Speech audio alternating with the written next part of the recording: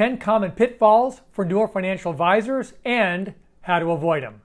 Having coached over 20,000 3 and under financial advisors in the last 20 years, there are too many pitfalls to try to avoid early on to even mention. Here's a list of 10 that are top of mind that you should anticipate and have a plan to prevent before they come up. Number 1, it's going to be more difficult than you think.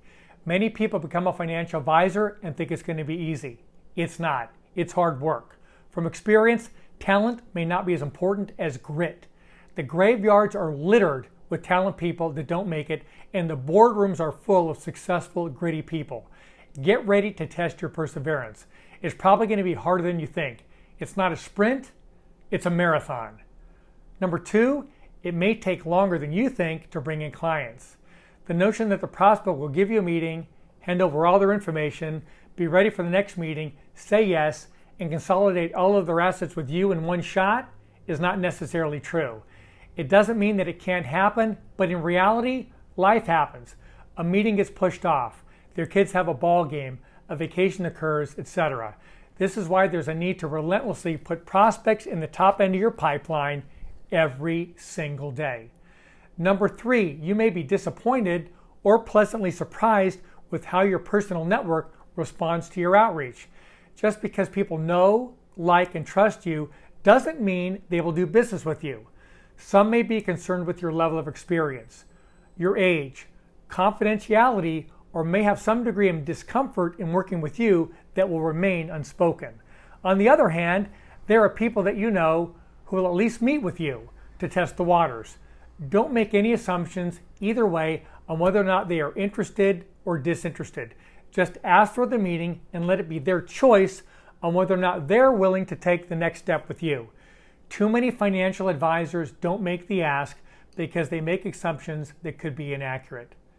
Number 4, prospects tend to work more on their time frame than yours. You may have hurdles or targets that you're looking to accomplish by certain time frames.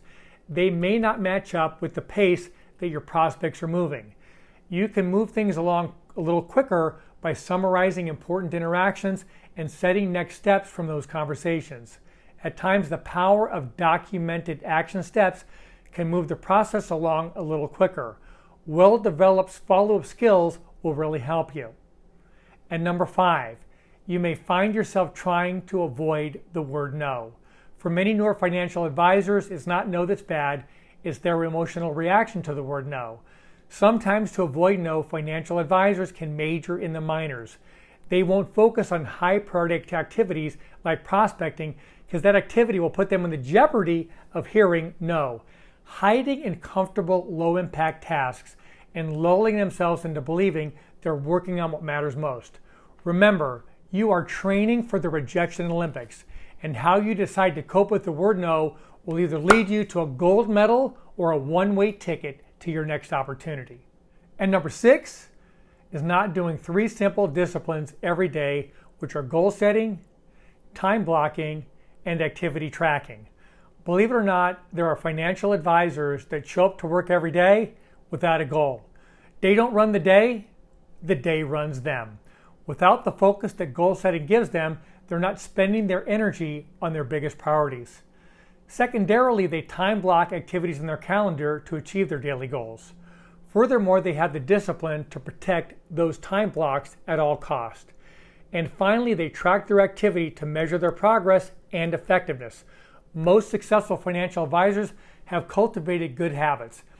These are the 3 best habits to develop: goal setting, time blocking, and activity tracking. Number 7 is not using multiple prospecting methods every day. Simply put, we all know it, everything works and nothing works.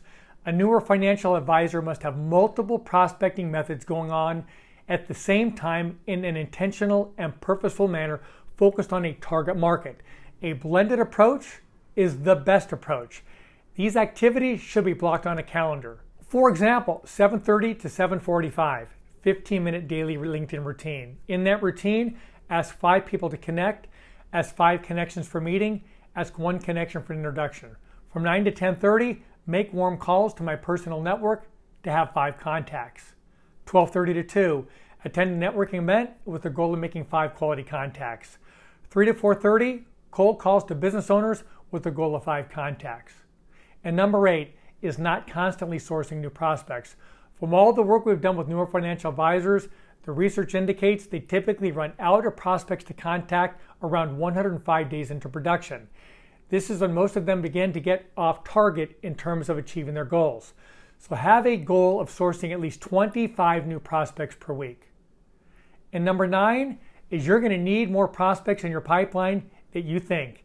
If you're a solo practitioner, your goal should be to make 300 contacts per month, which may sound like a lot, but it's really 15 contacts a day. On those 15 contacts per day, your goal is to ask them for a meeting. If you do this, it should lead to 20 connection meetings, 8 discovery meetings, 4 recommendation meetings, and 2 new households, averaging over $900,000 in assets per month and over $10 million in new assets under management per year. The key is to having enough prospects to contact each day to get 20 connection meetings into the top end of your pipeline each month. Number 10, getting a fast start without well-developed prospecting fundamentals. Newer financial advisors that are best equipped to make it over the long haul are the ones with the most well-developed prospecting habits. The rising star that has poor prospecting fundamentals is in for a rude awakening. Make it a habit to spend no less than 50% of every day prospecting. Thanks for watching the video. Hopefully you got one idea that'll work for you. If you did, please post a comment with the one idea that resonated with you. And thanks.